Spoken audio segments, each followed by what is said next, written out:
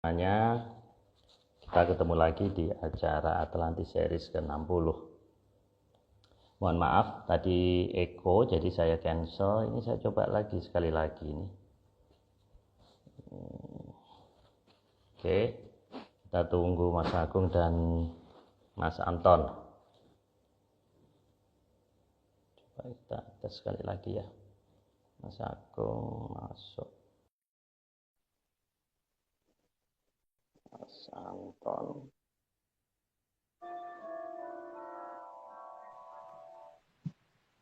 Halo Pak. Halo Mas Agung. Gambarnya Mas kurang Agung. naik dikit Pak. Oke, ini.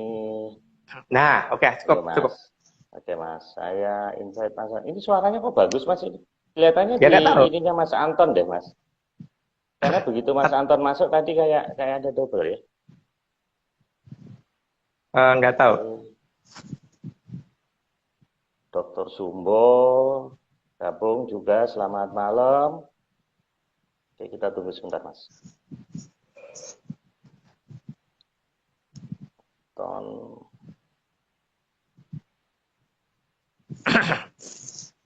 Halo Mas Anton. Anton Maximus ini sudah ini.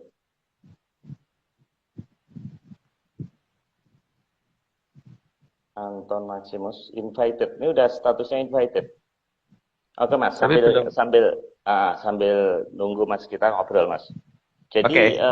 saya ulang Mas ya. Tadi open mic tadi. Jadi sebetulnya kita ini dijajah atau enggak Mas ini? Ini kan ada dua nih. Ada dua yang saya temukan di channel Mas Agung ini dengan Mas Daan. Yang pertama, apakah Cleopatra, ada apa dengan Cleopatra? Nah, ini mandi susu. Ternyata Mas Agung mempertanyakan. Kok mandi susu kok di Mesir? Kan berarti kan basi susunya, karena kan perlu berjam-jam. Kemudian yang kedua, apakah kita dijajah oleh Belanda selama 350 tahun? Ini cukup menarik, Mas. Itu menyangkut ketidakpercayaan saya sebenarnya Pak pada secara resmi, karena sejak zaman SD itu saya merasa ada yang sangat janggal di semua hal gitu loh Pak. Cuman kalau nanya disetrap kan gitu. Nah sekarang saya pertanyakan lewat ini ya, karena sebenarnya masuk akal apa enggak sih seperti itu gitu loh. Lah langsung double. Ini kayaknya Mas Anton deh ini. Nah, langsung double. Tadi enggak. Ada device yang double enggak, Mas Anton? Enggak itu Pak. Aneh ya, Mas Agung ya? Iya, tapi nggak seperti tadi. Tadi sampai tabrakan banget. Ya. Oke, Suara saya. kedengeran sih Mas, cuman kembali lagi double. Nah, oke kita teruskan ya. Tadi nanti Mas Anton kalau misalnya double bisa keluar atau masuk lagi nggak apa-apa. Mas Agung, ini ada video tentang bulan ya, nggak ada suara sih. Nah, ini.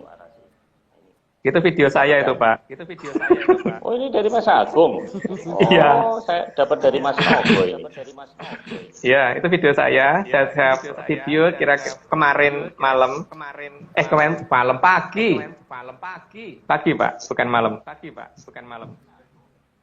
Karena jarak antara Balai Kambang dan bulan sekarang sudah mulai agak kelihatan jaraknya Pak. Jadi sudah bisa difoto pakai handphone. Cek. Ya. Jelas kok Mas, jelas. Nah ini bagus nih, udah enggak. Udah enggak double sekarang. Ya. Tapi kalau di zoom akan kelihatan jadi satu. Tapi kalau dari foto aslinya kelihatan, video aslinya kelihatan dua Pak. Cuman kadang kelihatan tiga kalau kita ngelihat langsung. Cuman HP saya ternyata nggak bisa memfoto yang kelihatan tiga. Yang bisa kemarin itu Mas Unggul yang bisa memfoto kelihatan tiga. Nah itu apakah karena kesalahan kamera atau karena kejujuran kamera, kita kurang tahu Pak ya. Mas Agung pernah riset ke astronomi nggak Mas? Saya tidak pernah riset ke astronomi, Pak, karena mereka pasti akan membantah, Pak. Makanya saya mencari data dari Menyan, terus kemudian melihat ke lapangan, terus berusaha menghitung gravitasi untuk membuktikan bahwa sebenarnya memang benar-benar yang saya lihat itu betul atau cuma ilusi gitu. Dan ternyata yang menghitung gravitasi kan bukan saya saja, dan memang ada perubahan gravitasi yang lumayan ekstrem di beberapa hari ini. Ini ada kaitannya dengan bencana alam yang terjadi terus-menerus ini, Mas. Justru itu, Pak. Kan banyak orang yang akan berpikir bahwa nanti akan ada gempa dan sebagainya. Tapi kalau kita kan ngomong bahwa akan adanya justru dari luar, dari angkasa. Halo? Oke. Iya. Oke, Mas, kita teruskan. Nah, ini Mas. Lo buat apa itu, Pak? Bentar, Mas. Tunggu dulu. Saya belum selesai ini. Jadi ini yang minggu lalu nih, Mas. Ini buat apa? Minggu lalu.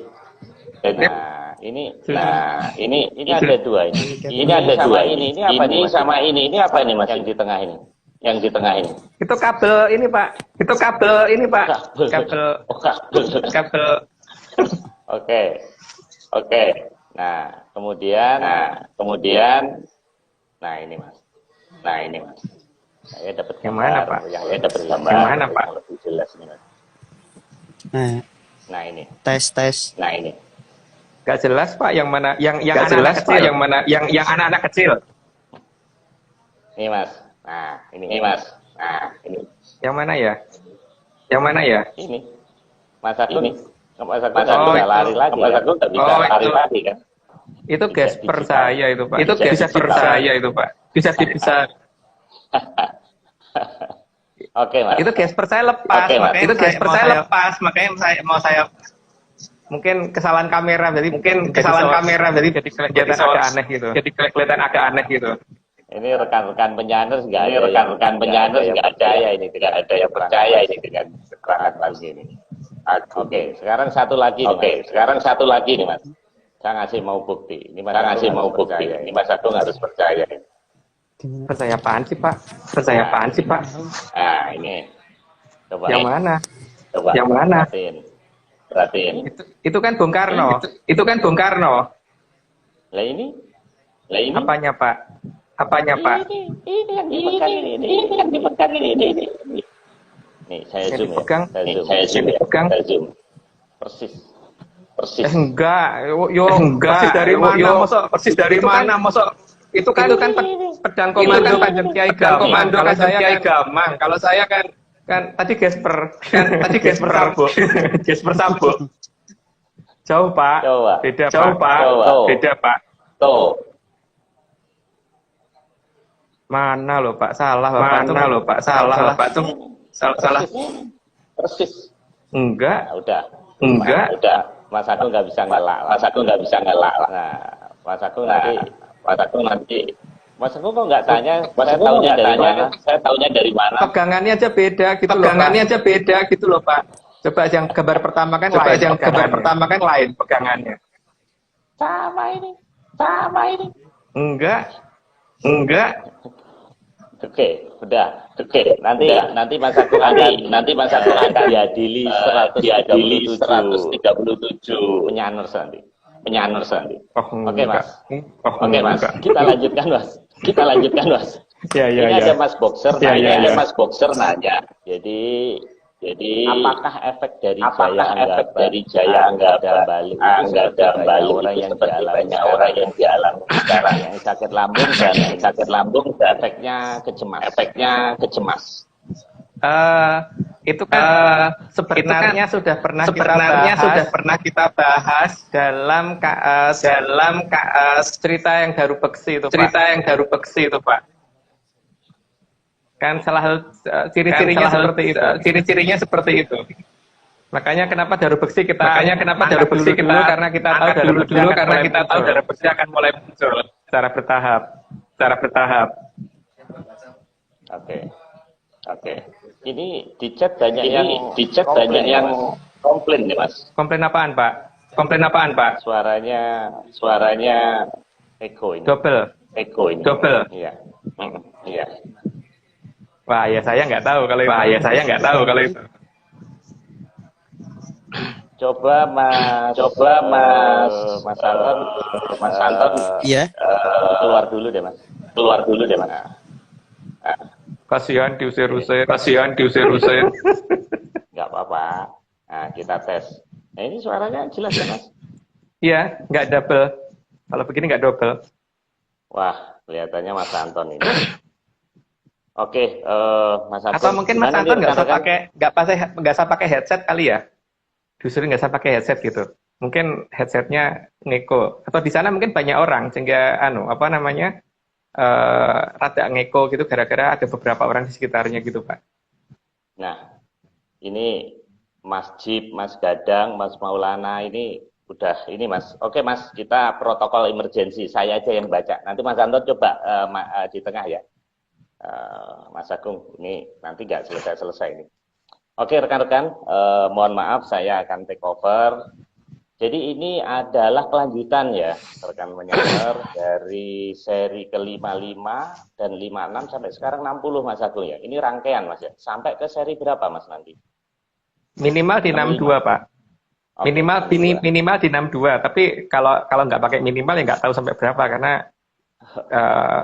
ya akan banyak banget sih Pak. Jadi ya kita cuman melihat sampai titik yang kira-kira penting aja kita bicarakan, yang lainnya ya mungkin nggak perlu. Gitu. Oke. Mas Agung, saya lihat catatan Mas Timi.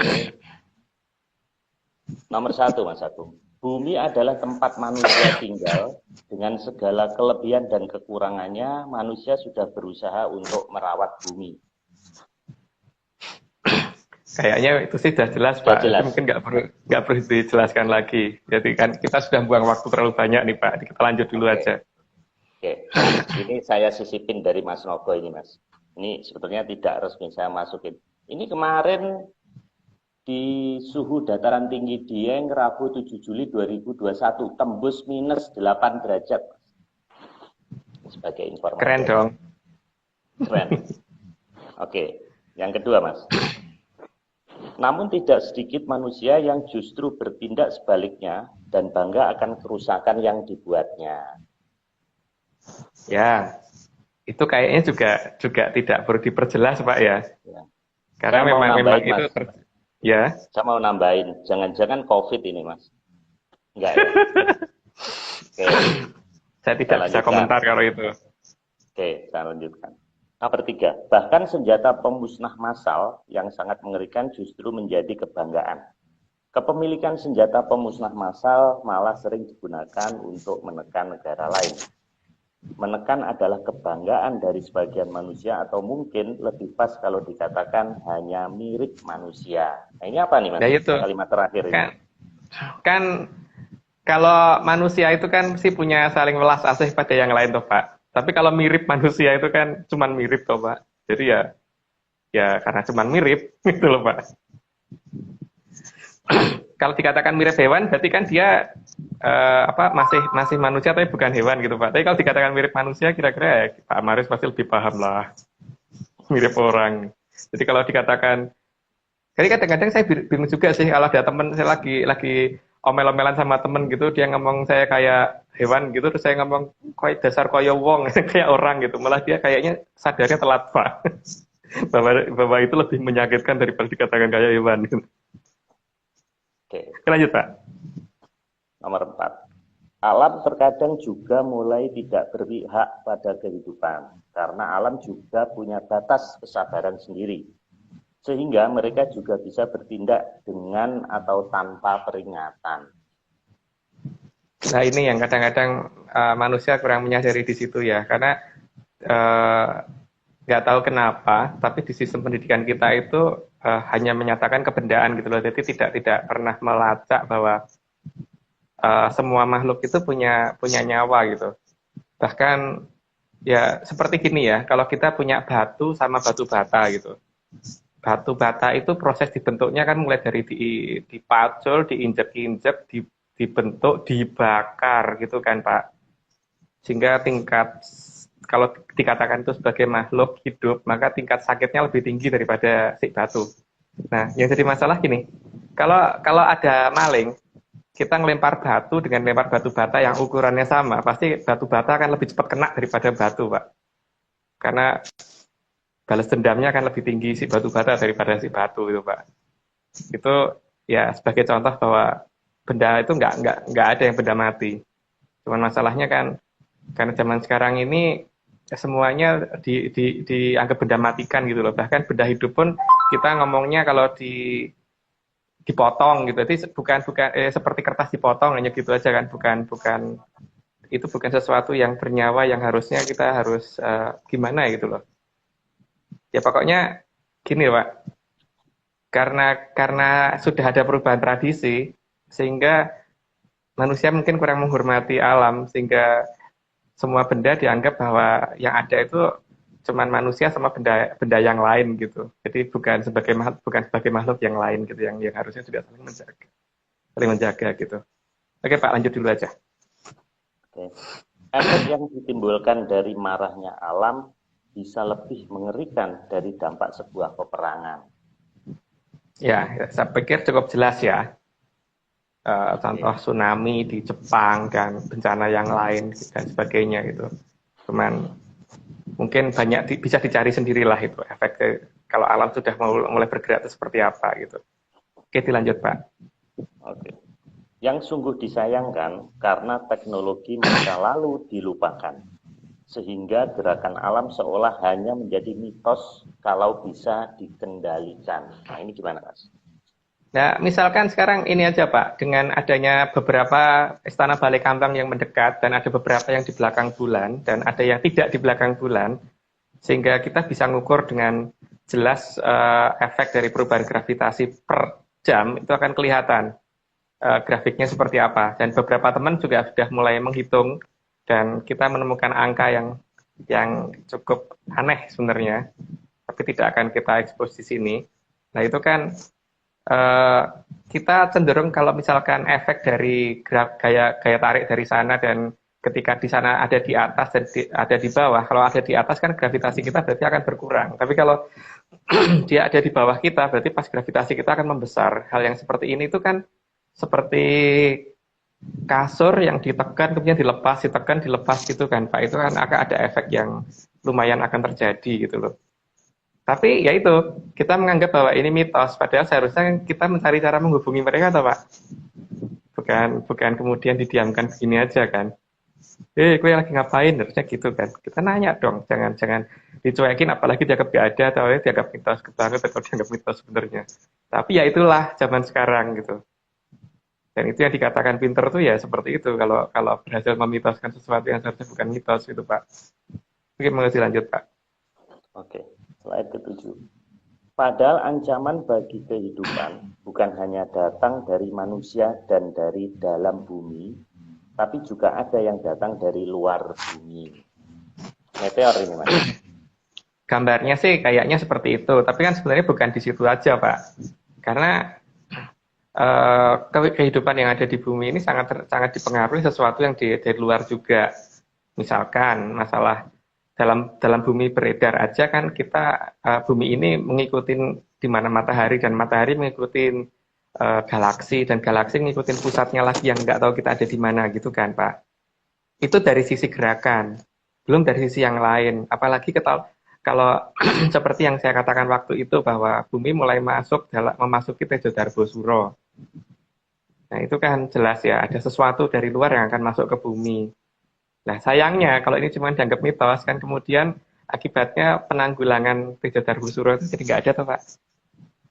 Padahal kan di serat-serat kuno harusnya sudah ada itu patokannya.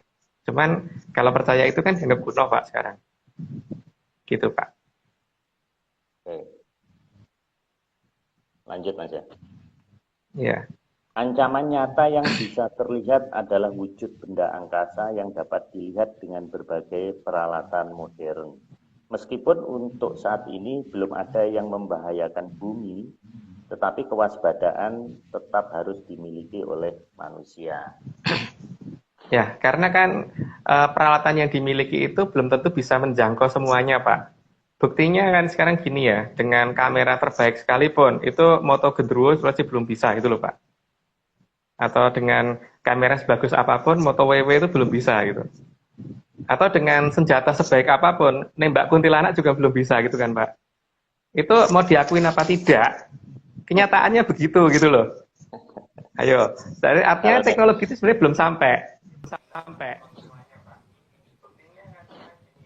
Ya. Oke. Oke Mas Agung, silakan Mas Agung.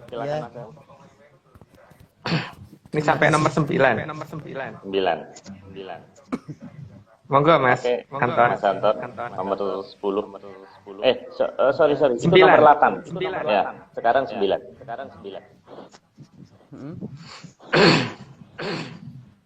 Nomor 8 ya berarti? 9. 9 Mas. 9. 9. Ancaman lain yang tidak bisa dihindari oleh teknologi kekinian adalah yang berupa gelombang kejut akibat supernova, hipernova, dan lain sebagainya. Ya, gelombang kejut itu kan kadang-kadang kita hanya berpikir efek getarannya aja ya. Tapi efek dari radiasi yang tidak begitu terasa, ini kan kita nggak tahu. Dan efeknya akan mempengaruhi beberapa makhluk hidup sehingga terjadi mutasi genetik dari beberapa makhluk hidup yang bisa mengganggu kehidupan manusia. Gitu. Jadi jangan dipikir kalau efek seperti itu hanya getaran yang mengandung bumi atau panas yang bertambah atau bumi terbakar atau gimana, enggak, bukan hanya seperti itu ya. Tapi juga bisa mempengaruhi makhluk-makhluk yang sangat kecil atau makhluk yang tidak kecil sekalipun, tapi bisa yang kemudian bisa bermutasi dan mengganggu manusia. Gitu. Apa itu belum termasuk makhluk halusnya? Oke, lanjut. Slide 10. Dari mulai sinyal dengan intensitas rendah sampai intensitas tinggi yang bisa mengganggu kehidupan di bumi, dan itu bisa datang kapan saja dan tanpa peringatan apapun. Ya, karena sesuatu yang dari angkasa itu kadang-kadang tidak bisa diprediksi. Makanya kalau misalkan malam hari kita melihat ke angkasa, kadang-kadang kita akan melihat ada bintang berkedip yang tiba-tiba lap terus hilang. Iya. Dan itu tidak rutin tiap hari. Dan arahnya juga tidak tentu. Tapi dalam jurnal astronomi itu nggak ada. Artinya apa? Berarti perawatan kan nggak menangkap itu. Kalau menangkap itu kan berarti harusnya ada dalam jurnal. Oke, lanjut. Saya terpaksa interupsi ini, mohon maaf banget nih. Ini saya catat ada 9 rekan kita yang dengan nyaman dengan Eko. Jadi minggu depan aja Mas. Mohon maaf, saya remove. Ini karena siang bukan malah guyon nanti. Oke, enggak apa-apa Pak Marius. Saya mohon maaf Mas Anton ya, minggu depan ya. Nanti kita coba pakai account lain nanti sebelum. Oke, siap. Kita remove. Halo Mas Anton. Oke, Mas Anton. Ini saya tadi ada Mas siapa yang jangan-jangan corona udah mutasi di Instagram katanya. Oke. Iya Pak, benar mutasi dari mobil menjadi virus ya Pak. Iya kan, dari mobil Toyota Corona menjadi virus Corona gitu kan. Dari Toyota menjadi virus kan, iya Pak, mutasi banget itu. Oh iya. Oke. Nanti kita coba dengan slide lain Mas Anton sebelum masuk. Ini saya teruskan Mas ya. Oke, nomor 11. Meskipun ada detektor gelombang gravitasi yang sudah dibuat, namun untuk sinyal tertentu belum tentu bisa dideteksi. Ini sinyal apa Mas yang nggak bisa dideteksi? Banyak Pak, karena gelombang gravitasi yang di peralatan gelombang gravitasi yang ada di Amerika itu kan hanya bisa menerima untuk getaran-getaran yang sifatnya apa ya, yang ada kejutan gitu loh. Tapi kan sekarang gini loh, apa dia bisa mendeteksi kalau ada tuyul lewat gitu? Ya kan, enggak kan? Kalau ada genderuwo lewat gitu kan nggak bisa toh Pak. Kalau ada kuntilanak lewat bisa apa? Enggak kan? Nah iya, kalau ada pusaka lewat gitu juga nggak bisa kan Pak? Gitu loh. Jadi itu salah satu yang tidak, beberapa yang nggak, dari sekian banyak ya, sekian miliar yang nggak bisa terdeteksi oleh peralatan yang dikatakan udah katanya pancing canggih itu gitu loh. Oke, nggak lanjut Pak. Oke, 12. Semua hal tersebut sudah dipikirkan oleh para sangyang, sehingga beberapa jenis kekuatan memang sudah diturunkan untuk manusia agar bisa menjaga bumi. Ya, karena kan itu semua bisa mengganggu kehidupan manusia, sedangkan manusia itu kan kalau menurut cerita pewayangan, jadi ini versi menyan saya ya, jadi kalau ada yang tidak setuju juga nggak apa-apa, bahwa itu adalah anak turun para dewa gitu kan. Jadi beliau juga tidak mau kan anak turunnya itu sengsara sebenarnya, tapi kan masalahnya ini harus ada yang mampu menerima, paling tidak satu orang yang sanggup menerima atau beberapa orang gitu kan, sehingga beliau semuanya juga bingung ini harus diberikan ke siapa gitu, supaya ini semua bisa terkendali ketika ada ketika ada apa namanya gangguan-gangguan seperti itu yang sifatnya dari luar bumi gitu. Monggo dilanjut dulu Pak, daripada nanti nabrak yang sudah di 13 ke atas. Oke. Yang pernah diturunkan antara lain adalah aji patok bumi yang digunakan untuk menjaga kestabilan bumi sehingga bumi tidak bergoncang. Nah kalau zaman dulu ya memang ya ada yang pegang itu gitu kan. Biasanya Mahaprabhu pasti pegang. Nah kalau sekarang kan ini masih dititipkan Pak. Cuman masalahnya ketika dikembalikan ini nanti siapa yang bisa nerima, cuman itu kan masalahnya. Oke Pak, dilanjut dulu.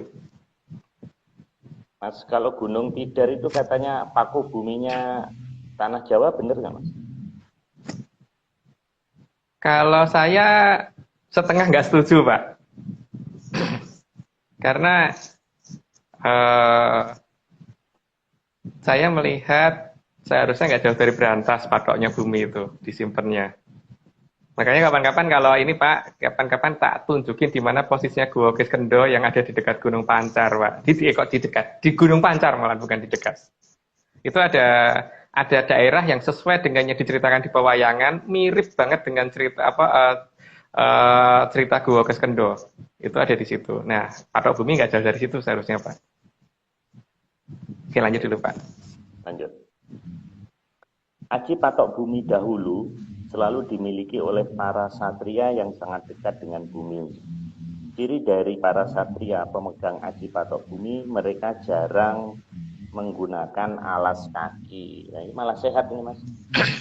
Nah, ya, kalau zaman sekarang kan kadang-kadang jalan-jalan di atas batu-batu yang ini ya Pak, apa tuh namanya, refleksi ya. Ya salah satunya itu. Tapi kedekatan dengan bumi ditunjukkan dengan itu salah satunya sih. Tapi kalau terpaksanya harus menggunakan sepatu, kayaknya dijelaskan di slide berikutnya gitu. Mungkin diteruskan dulu coba. Untuk seseorang yang memegang aji patok bumi, jika terpaksa menggunakan sepatu atau alas kaki, maka mereka selalu mengisi tanah ke dalam kaos kakinya. Itu layak untuk dicurigai kalau ada orang ganti kaos kaki, tiba-tiba di kaos kakinya banyak tanah, itu kan berarti ini kemungkinan dia yang pegang gitu. Nah, itu yang salah satu ciri-ciri aja sih. Kalau orang seperti itu kan kena goncangan seperti apapun nggak akan bergeming dia. Dan dia yang bisa menahan goncangan yang sangat besar seharusnya kalau dia pegang. Kalau ada yang bisa pegang. Oke, lanjut dulu Pak. Aji patok bumi memang harus diterima oleh peradaban ini saat Atlantis melepaskan Sang Jaya Kawijayan tersebut. Akibat lepas dan dibiarkan karena dianggap mitos, maka Sang Aji patok bumi bisa menghantam banyak tempat. Gimana Mas? Ya, karena kan dia seharusnya itu jadi pakunya bumi ya, tapi bisa membuat tegaknya atau diamnya atau tidak bergetarnya bumi. Nah, tapi kalau nggak ada yang menerima kan dia maku sana, maku sini, maku sana, maku sini, malah bikin ambrol sana, ambrol sini, toh Pak. Akibatnya longsor sana, longsor sini kayak Jepang kemarin itu. Oke, lanjut Pak. 17. Yang berbahaya adalah jika sang aji patok bumi berpindah semaunya sendiri. Nah, tadi kan Mas. Sehingga daerah yang dia sangga mendadak hilang kemampuan penyangganya. Maka akan berpotensi terjadi longsor besar. Kalau kita melihat tuh sebenarnya banyak banget daerah yang nggak logis Pak. Jadi daerah yang gundul tapi nggak longsor dan bentuknya meruncing gitu. Dan itu nggak pernah longsor dan itu isinya tanah padahal dan bahkan tanaman terbesarnya cuman rumput liar gitu. Itu kan seharusnya kalau kena hujan longsor, tapi itu nggak longsor. Nah di situ kemungkinan patok bumi ada berada di situ. Nah, tapi yang bahaya kalau tiba-tiba dia pindah tempat seenaknya sendiri itu Pak. Gitu. Emang jadi bisa, ketika Mas? bisa banget, bisa. Lewang namanya makhluk kok Pak. Itu bukan benda mati. Begitu Kan dia pindah ya. Itu. Kenapa? Kan piramid, bukan semua daerah gini Pak, beberapa daerah yang ditimbun kan memang dilindungi dengan seperti itu supaya tidak bisa digali yang pertama.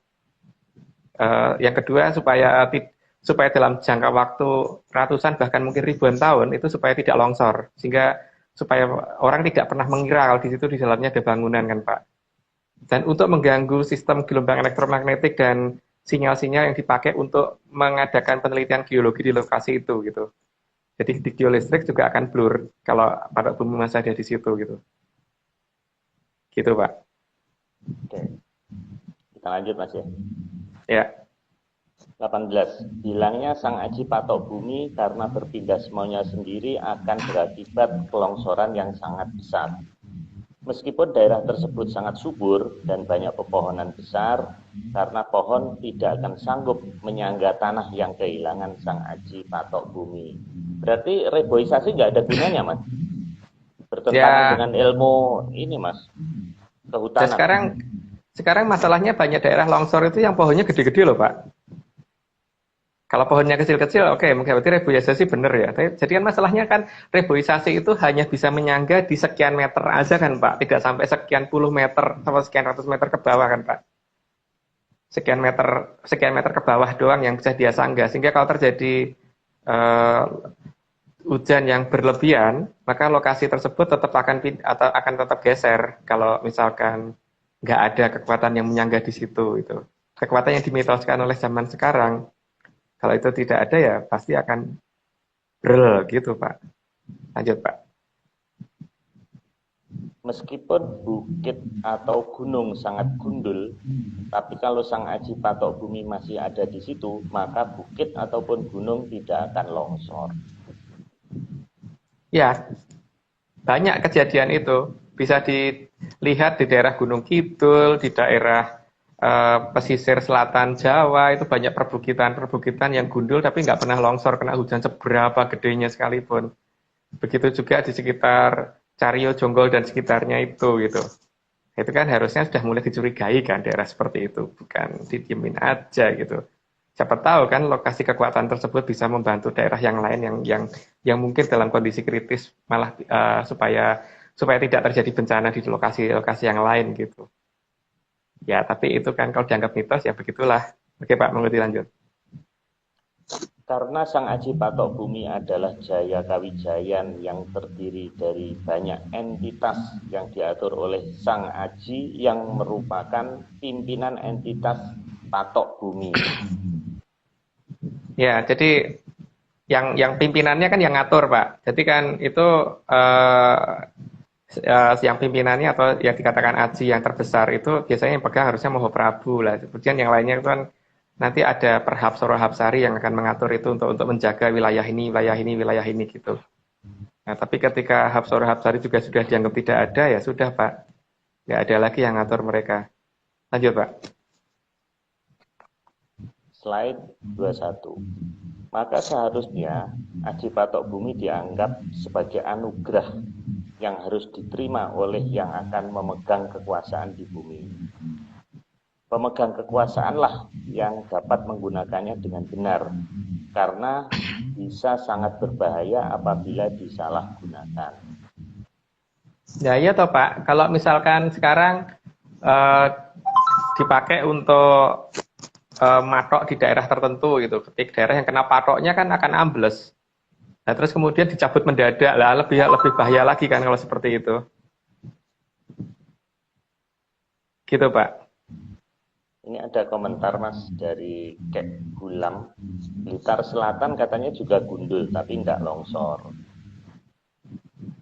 Oke, saya lanjutkan. Slide 22. Maka sudah waktunya kita percaya mitos dan mulai meneliti mana yang benar mitos dan mana fakta yang saat ini hanya dimitoskan. Itu semua karena ketidakmampuan bangsa Barat menerjemahkannya.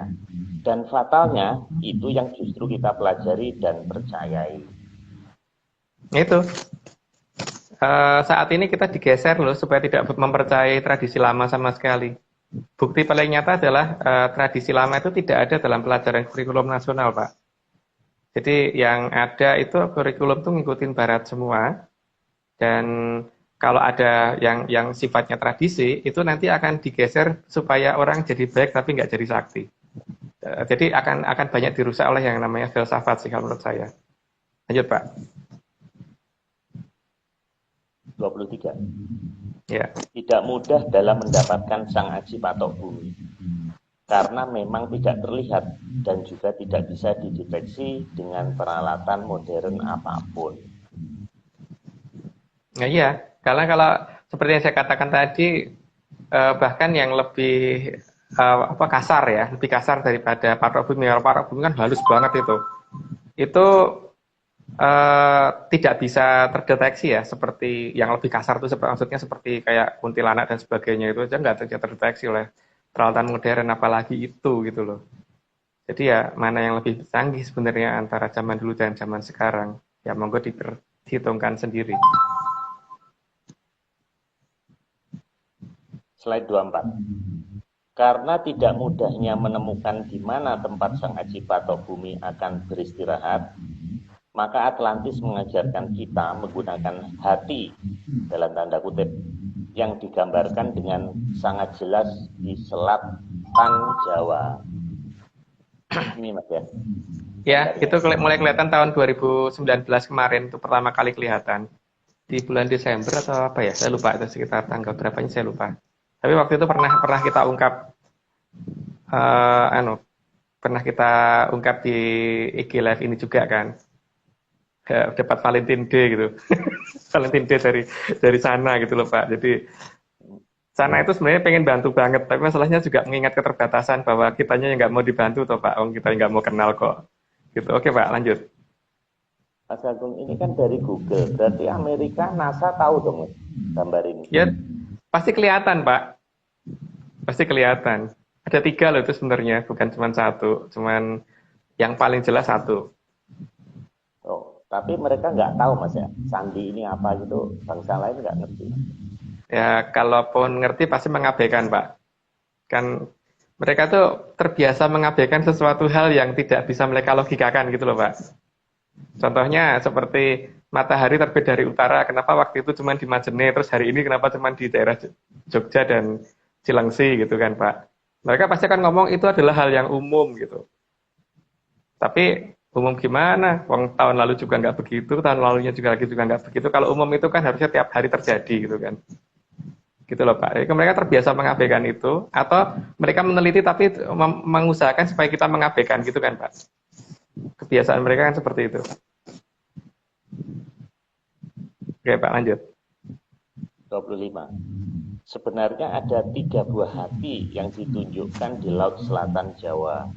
Namun hanya 1 yang jelas dan dalam posisi miring, yang menggambarkan bahwa meskipun kekurangan data dan arah, tapi hati kita akan mengarahkan di mana sang aji patok bumi itu berada. Ya, kalau ngerti pakem dan ngerti sastra yang menyangkut Gua Wijoyo, itu akan ngerti itu sebenarnya mengarah kemana gitu loh. Karena jelas itu menunjukkan lokasi disembunyikannya itu di mana gitu loh Pak. Gitu aja. Karena kalau buka terlalu jauh kan patokannya kita tuh nggak boleh ngaku toh Pak. Lanjut dulu aja Pak. Oke.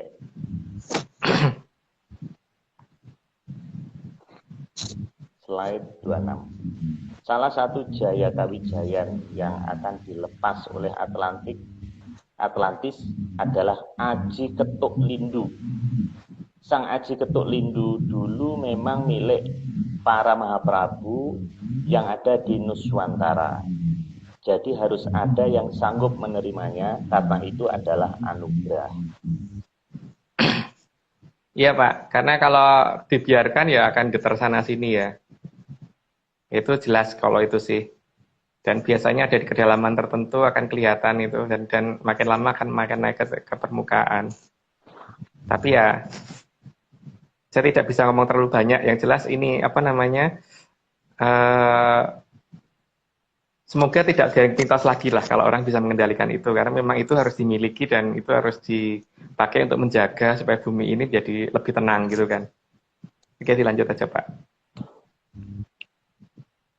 27. Sang Aji Ketuk Lindu adalah makhluk hidup, bukan benda mati. Maka kalau dibiarkan lari ke sana ke sini akan bisa mengakibatkan hal yang tidak baik. Maka harus ada yang bisa menangkap dan memanfaatkannya sebagai anugerah besar bagi negara ini. Itu sebenarnya sudah dijelaskan di 56 ya Pak ya, di yang ke episode 56. Yang kita ibaratkan dengan stasiun, kereta api yang harus ditunggu di peron, bukan ditunggu di rel kereta api atau bukan ditunggu di rumah atau ditunggu di tengah sawah, apalagi ditunggu di tempat sampah itu enggak ini. Karena mereka punya tempatnya untuk turun dan tempat untuk kita menerima itu di mana gitu. Dan ini orang yang sudah putus sing sawiring kawruh pasti tidak akan ketutupan untuk ngerti oh itu di sana gitu untuk dapatinya di mana. Gitu Pak. Boleh dilanjut. Oke. 28. Karena banyaknya Jaya Kawijayan yang akan dikembalikan, kalau dibiarkan mereka bisa saling menghantam dan akan menimbulkan berbagai bencana. Maka bagi yang merasa mampu agar segera menangkap ini semuanya. Karena jatah sang Satria Piningit justru paling akhir, agar terlihat bahwa alam raya itu adil dan semua mempunyai kesempatan. Saya kira sudah cukup jelas Pak, jadi dilanjut saja. 29. Aji Ketuk itu sangat berguna untuk menjauhkan benda berbahaya dari luar angkasa yang bisa merusak kehidupan di Arcapada. Karena itu bisa dipakai untuk menginterferensi getaran yang datang dari luar Pak, sehingga supaya masuk buminya menjadi getaran yang stasioner sehingga tidak mengganggu kehidupan yang ada di bumi gitu loh. Sehingga kalau ada pukulan berupa gelombang besar, nah gelombang ini harus dinetralkan Pak. Nah itulah gunanya si Aji Ketuk Lindu. Tapi kalau nggak ada yang mau menerima ya berarti ya kalau ada sesuatu hal yang berbahaya dari luar ya berarti kita hanya bisa pasrah. Dan nenek moyang kita tuh tidak pernah mengajarkan kita pasrah Pak. Setahu saya begitu loh.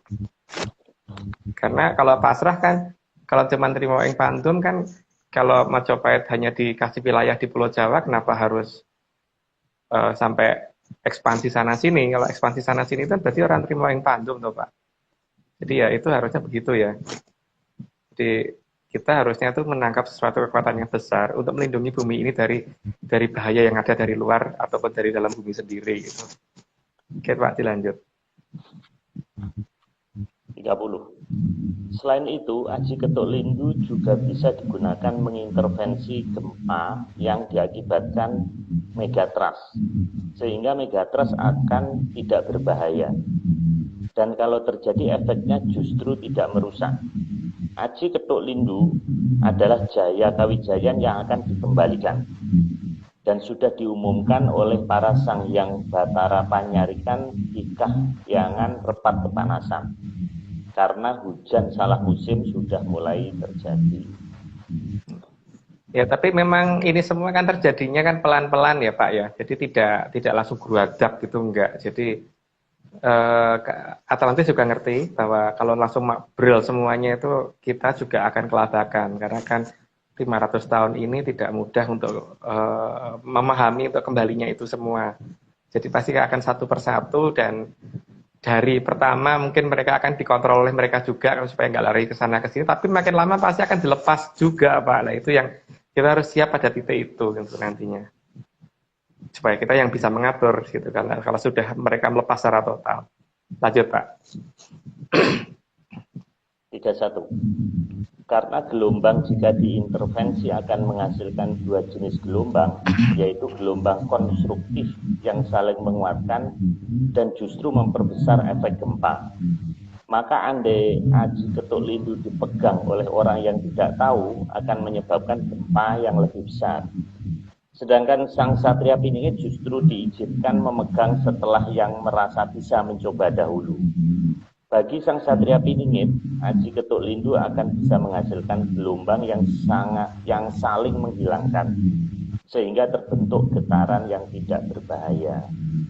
Gimana ini Mas penjelasannya Mas? Kan ini Pak, demi keadilan alam raya itu kan makanya semua dikasih kesempatan. Tapi kan ketika yang mendapatkan pertama kali adalah orang yang tidak tahu, tapi mengaku ngerti, maka justru yang terjadi akan berbahaya toh Pak. Karena yang seharusnya getaran yang terjadi itu dinetralkan malah diperbesar karena memang nggak bisa mengendalikan karena nggak tahu gitu. Sedangkan pihak orang yang ngerti si satria piningit ini kan dapat jatahnya paling akhir karena demi adilnya alam kan Pak. Kalau tidak gitu kan nanti dikatakan dia nggak adil, apa-apa untuk dia gitu kan. Maka harus dicoba dulu ke berbagai orang dulu, baru kalau nggak ada yang sanggup baru dia yang terima gitu. Nah di sini itu titik bahayanya ada di sini sebenarnya malahan. Oke lanjut Pak. 32. Hal tersebut juga agar masyarakat mulai melihat dan membedakan mana yang palsu dan mana yang asli. Karena jika langsung dipegang oleh sang satria piningit, maka tidak akan terlihat mana yang salah, sehingga yang salah juga akan ikut langgeng. Karena gini Pak, kalau tidak dikasih kesempatan, nanti akhirnya kan orang yang harusnya nggak berhak pegang, itu kan dia akan ngomong bahwa aku sebenarnya juga bisa kok, cuman masalahnya kan Dewa pilih kasih hati diberikan ke dia gitu. Jadi kalau dia pernah dikasih kesempatan dan ternyata kelihatan dia sebenarnya adalah nggak sanggup, cuman ya NATO gitu, not action talk only gitu, jadi akan kelihatan oleh masyarakat luas gitu. Jadi supaya masyarakat juga bisa menilai, oh ini sebenarnya yang tipuan, hanya pura-pura, hanya ngomong doang, dan ini yang beneran bisa gitu loh Pak, biar kelihatan seperti itu. Maka memang akan dilepas supaya semua orang bisa mencoba gitu Pak, tapi ya yang bisa ngelihat. Mas Agung, jadi bencana sekarang yang menimpa kita sebetulnya itu untuk menunjukkan bahwa yang sekarang aku mempunyai aji itu sebetulnya palsu gitu Mas. Saya tidak ngomong itu palsu loh Pak, tapi paling tidak itu kan kalau misalkan dia sanggup ya seharusnya bisa menghentikan itu toh Pak, gitu kan Pak. Karena logikanya yang dalam skala kecil aja pawang hujan itu bisa menghentikan hujan di lapangan golf loh Pak. Cuman di lapangan golfnya doang yang nggak hujan, luarnya sampai banjir-banjir kalau perlu. Gitu kan yang terjadi. Atau di tambangnya Pak Marius itu yang di Kalimantan. Gitu juga kan? Ayo nggak ngaku. Jadi daerah Mas, tambangnya Pak. jadi mendingan kita itu bayar pawang hujan daripada kita beli pompa. Karena satu pompa itu sewanya bisa $5.000, padahal perlu 10 pompa. Kalau bayar pawang hujan kan lebih murah. Lah ya itu.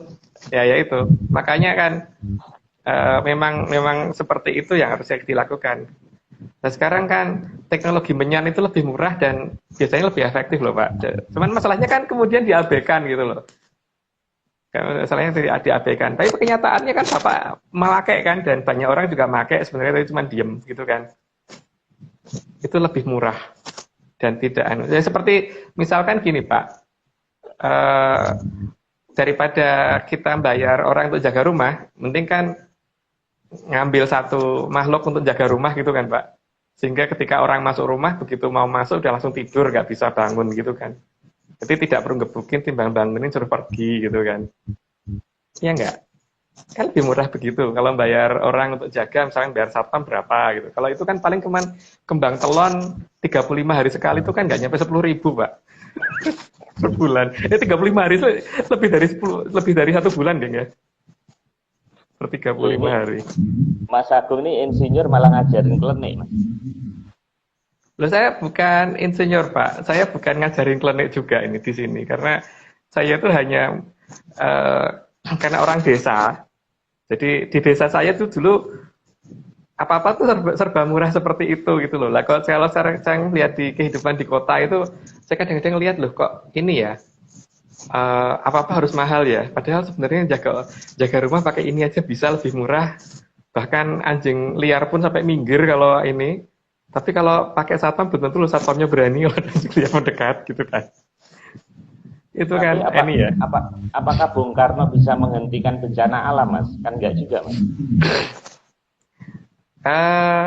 Banyak kejadian yang tidak tertulis Pak. Tapi kalau diceritakan di sini mungkin tidak baik. Tapi menurut saya beliau pasti bisa banget.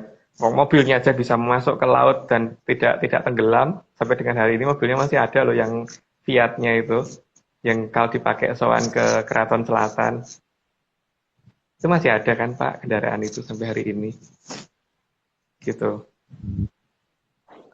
Oke Mas, kita lanjutkan Mas. Ini nanti di Zoom aja Mas, kita bahas. Yeah. Oke.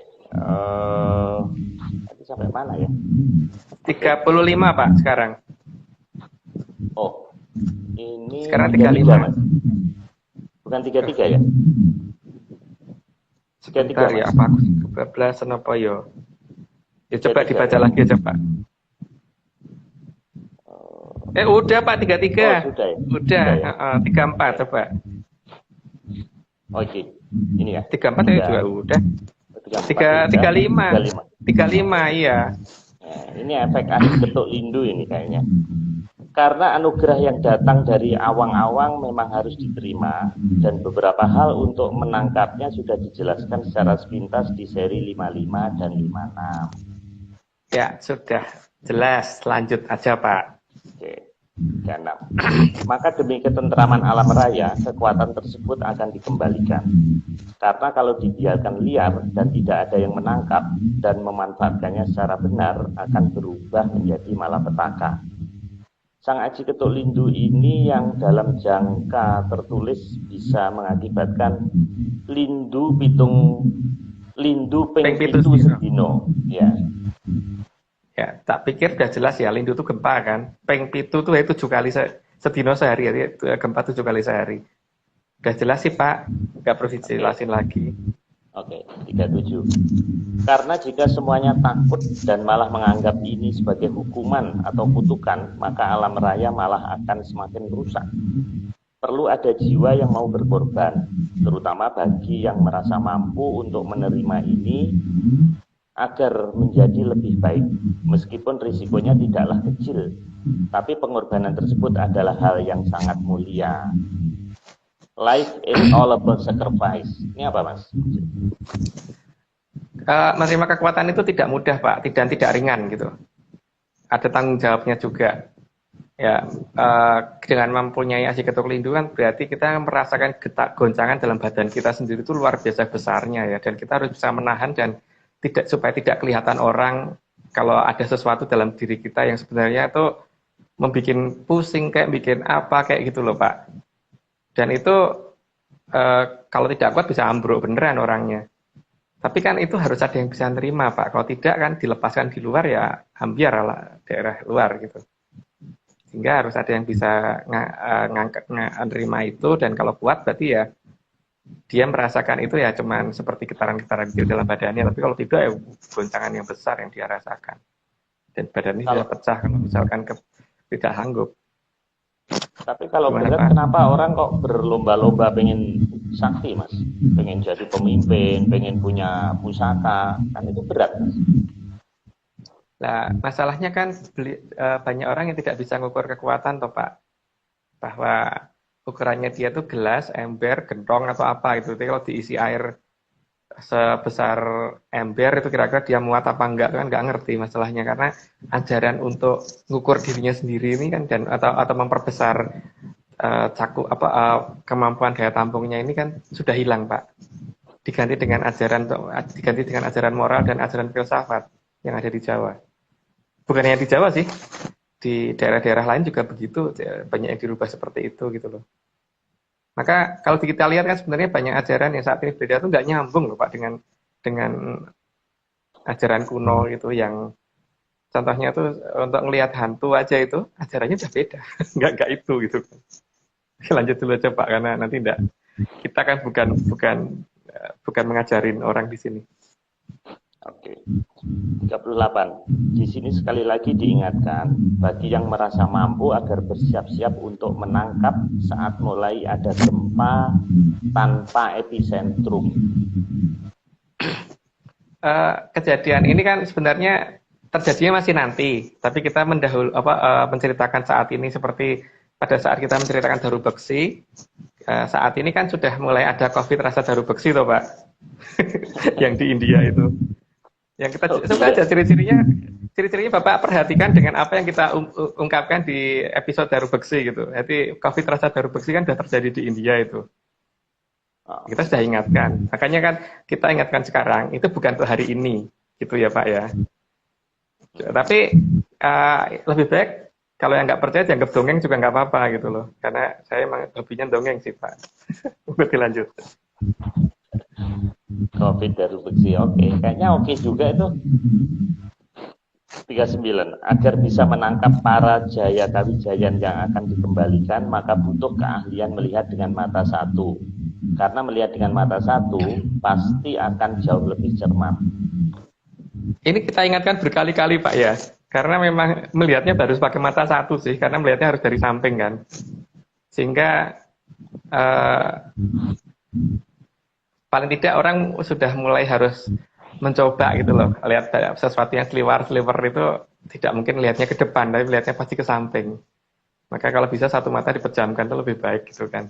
Cuman ya itu kan versi saya ya, versi dongeng saya itu.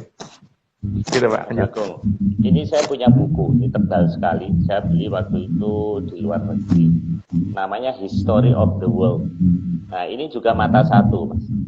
Nah, jadi mata satu ini berarti di luar sana juga diyakini, Mas. Bukan hanya di Atlantis saja, Mas. Ya, kalau di Jawa kan itu memang ini Pak, ajarannya memang itu kan. Makanya wayang itu pasti matanya satu. Kecuali buto loh Pak, kalau buto ditunjukkan matanya dua. Coba kalau nggak percaya lihat di wayang kulit deh. Kan Semar digambarkan matanya bukan dua toh Pak, tapi satu kan. Toro Bedoro itu dewa-dewa yang baik ya, kecuali Bedoro Kolo ya. Itu kan pasti matanya satu. Para satrio gitu, Arjuna, Werkudara itu pasti matanya satu gambarannya. Berarti luar makanya kan kata kita dong Mas ya. Iya, maka ajaran kita kan itu kan ajaran dari kerajaan namanya kerajaan Mataram, gitu kan Pak? Makanya matanya satu, gitu loh. Oke lanjut Pak. Oke. Berikutnya 40. Kerajaan Lemurian sudah mengajarkan Mataram agar mampu melihat di kejauhan dengan mata satu. Ya sudah jelas Mas ya. Ya lanjut saja. 41. Maka diterapkan ajaran tersebut oleh kerajaan Mataram dengan membuat pakem berdasarkan wayang kulit dan bukan wayang orang. Maka para satria, para prabu sampai para sanghyang digambarkan bermata satu. Ya, maka namanya mata ram, gitu kan Pak? Nah, harusnya dipisah, mata ram. Oke lanjut Pak. Oke. Karena dalam tradisi Mataram yang digambarkan bermata dua di wayang kulit pasti makhluk yang lucu seperti ini. Ya, lucu toh Pak bentuknya, seperti itu. Kalau zaman saya dulu kan itu biasanya untuk mainan ini kita bikin nini towoan dan sebagainya gitu kan. Jadi itu untuk mainan anak kecil zaman dulu gitu loh Pak, yang nggak tahu kalau zaman sekarang kok dikatakan menakutkan tuh yang bingung itu saya, karena dulu kan itu mainannya anak kecil. Oke. Gitu Pak, lanjut. Kayak pakai kacamata ini Mas. Iya. Oke, ini gambar dari Mas Nogo ini bagus sekali nih. Ini saya suka ini ilustrasi ini. Maka sangat diharapkan oleh alam raya agar manusia berperan dalam kembalinya kekuatan yang 500 tahun ini disimpan di Atlantis. Sehingga dapat membuat Tribuana semakin cantik. Ya karena tugas kita kan hamemayu hayuning bawono ya Pak, artinya memperindah bumi atau mempercantik bumi yang sudah cantik gitu kan, yang sudah indah.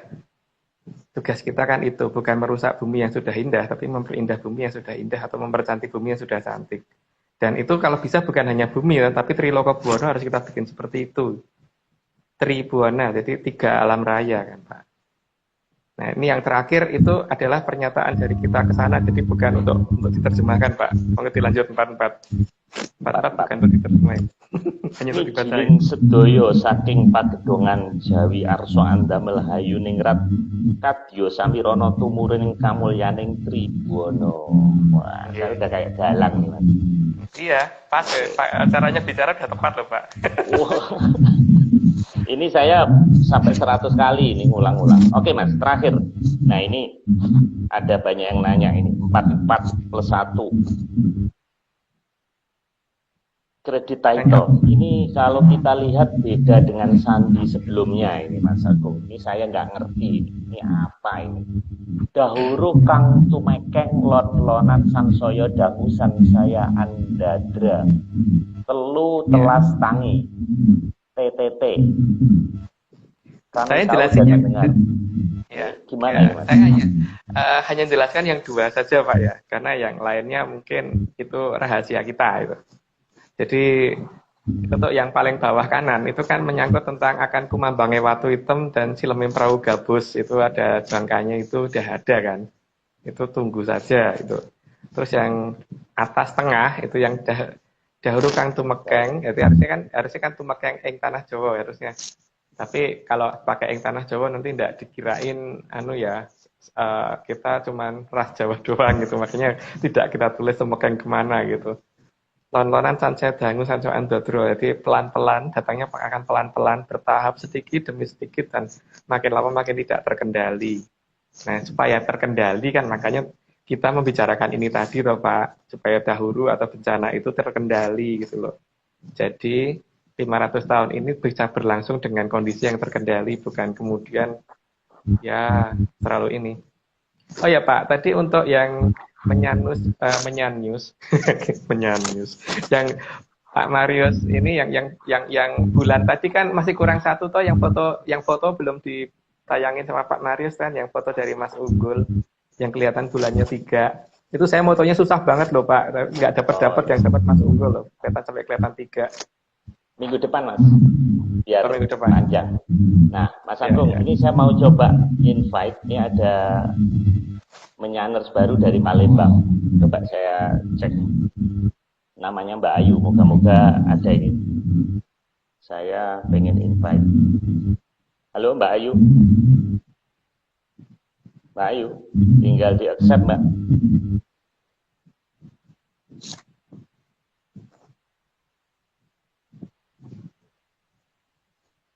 Halo.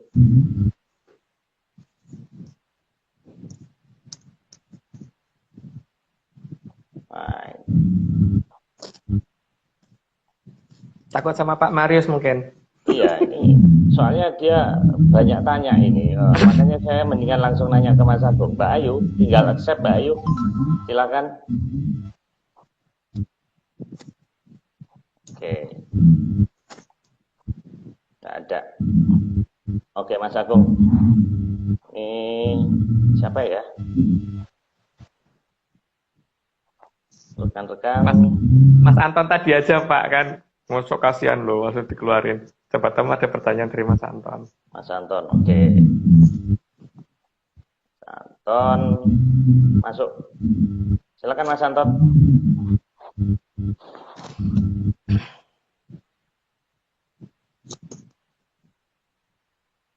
Mas Anton itu bisa bikin teh yang enak banget loh Pak, sama apa namanya minuman salak apa namanya ya, enak loh itu.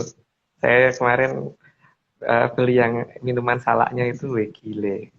Oh gitu. Beli 1 botol itu, saya minum tak pikir kan cuma salak apa enak itu.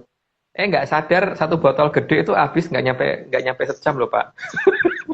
Kakek enak itu Mas Anton itu kalau bikin.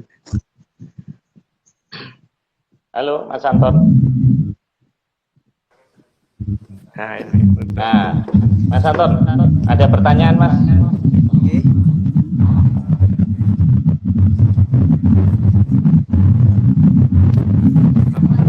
Sik. Halo. Cek. Ya bagus Mas. Ya, sudah kedengeran Mas. Sik. Silakan kalau mau nanya Mas atau komentar. Mohon maaf. Maaf Om, ini sinyal saya tuh jelek ya. Oke. Pakai wifi atau pakai data gitu? Saya pakai data seluler biasa sih Om. Oh, mungkin di situ Telkomsel. Pakai Telkomsel pakai apa? Pakai smartfren. Oh, smartfren. Tergantung lokasi sih ya. Kalau masalah hijau itu. Oke, Mas Anton ada yang mau ditanyakan nggak? Muter-muter. Iya, kelihatannya memang ada masalah dengan Mas Anton ini. Gimana ini Mas Agung minggu depan topiknya apa Mas Agung minggu depan topiknya apa Mas?